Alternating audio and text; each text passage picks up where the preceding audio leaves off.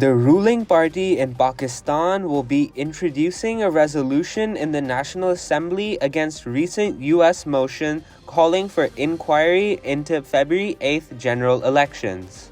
Process कर लें तो मैंने आपसे भी आपको कॉन्फ्रेंस में लिया था कि हम इस रेजोल्यूशन के मुकाबले में एक रेजोल्यूशन लाएंगे. We must show our sovereignty, we must show our unity, we must show कि we mean business. ये कोई तुक नहीं है. अब हम भी यहाँ 50 चीज़ों को क्रिटिसाइज कर सकते हैं दूसरे मुल्कों के हवाले से, लेकिन वी रिफ्रेन. और मैं समझता हूँ कि म्यूचुअल डिग्निटी एंड रिस्पेक्ट इसी में है कि they should also reciprocate what we do. तो हमने इसका नोटिस लिया है, इसकी ड्राफ्ट रेजोल्यूशन तैयार है. बोथ ट्रेजरी बेंचेस के जो जितने पार्लियामेंट्री लीडर्स हैं और अपोजिशन के साथ शेयर होगी. And I would request that we should must come in unity with a clear resolution against or in response to the US resolution. A day earlier, Pakistan's Foreign Office had also criticized the resolution, dismissing it as an incomplete understanding of the political situation. In local developments, an Islamabad court rejected pleas from ex-Premier Imran Khan and his wife Bushra Bibi to suspend their 7-year sentences in the 𝐒𝐻𝐬𝐻 case. In reaction, Pakistan's 𝐃𝐚𝐰𝐬 announced plans to challenge the verdict in High Court. और जो फैसला आया है वज़ीर आज़म इमरान खान का जो 𝐒𝐻𝐬𝐻 case में सज़ा हुई थी उसके सस्पेंशन के हवाले से वो जज साहब ने मंजूर नहीं किया. हम लोग अपना कानूनी हक रखते हैं इस फैसले को जो कि ऑटोमेटिकली हो जाना चाहिए था.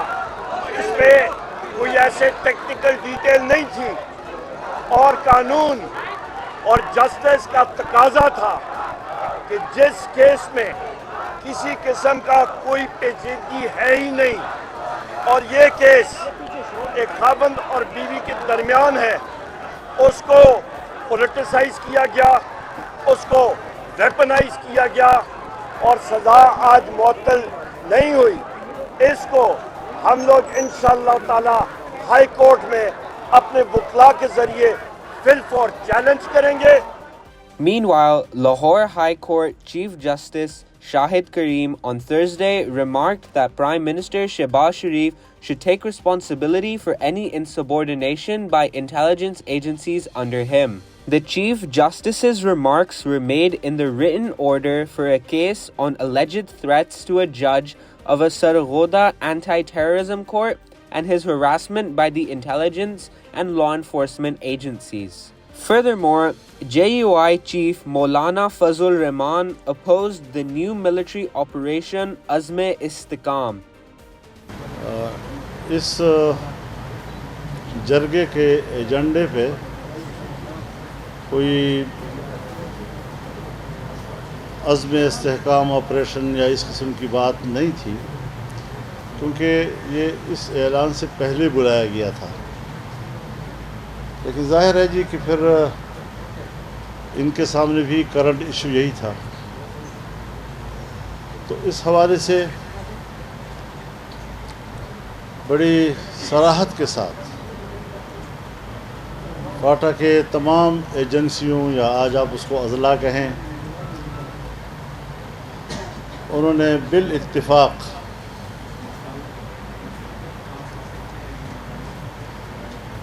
अज़्म इस्तेहकाम को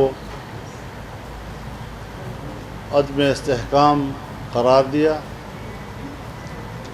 और उस पर अदम एतमाद का इजहार किया. PTI-sponsored Tribal Peace Jirga also opposed it, arguing it targets Pakhtun minerals and demands more sacrifices from the people. In Lebanon's West Bekaa district, a person was killed after an Israeli drone strike targeted a motorcycle in Solmor, according to local media reports. Israel also launched an air attack on Aytaron village in southern Lebanon's Nabateh governorate. The US had issued a travel advisory urging its citizens to avoid Lebanon during the escalating tensions. In Gaza, 21 cancer patients have crossed into Egypt en route to the UAE for treatment, marking the first evacuation since Israeli forces sees Gaza's Rafah border in May. Gaza's health ministry warns that 25,000 children need urgent treatment abroad. As Israeli attacks continue, displacing many in Gaza's Shujaia and Tufa neighborhoods, families face daily evacuations. Limited aid and skyrocketing food prices have led to severe deprivation, with many relying on charity kitchens for sustenance. Meanwhile, on the international front, Norway has condemned an Israeli lawsuit against UNRWA, viewing it as a politically motivated attack.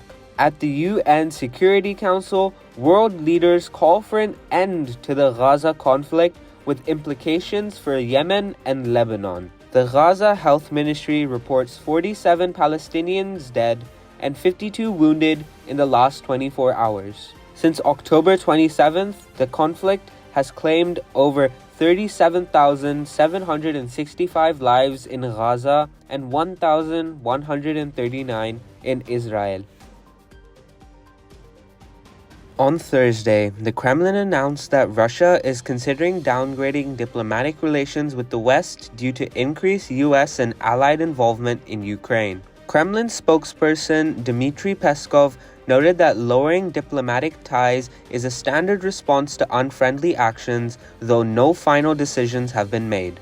Russia is exploring various ways to respond to the West's actions. Meanwhile, Deputy Foreign Minister Sergei Ryabkov urged the US to take seriously discussions on possibly altering Moscow's nuclear doctrine. He emphasized that the doctrine, crafted under a different era, is under reassessment to align with current international relations. Ryabkov hopes that discussions are heeded by the US and other nations.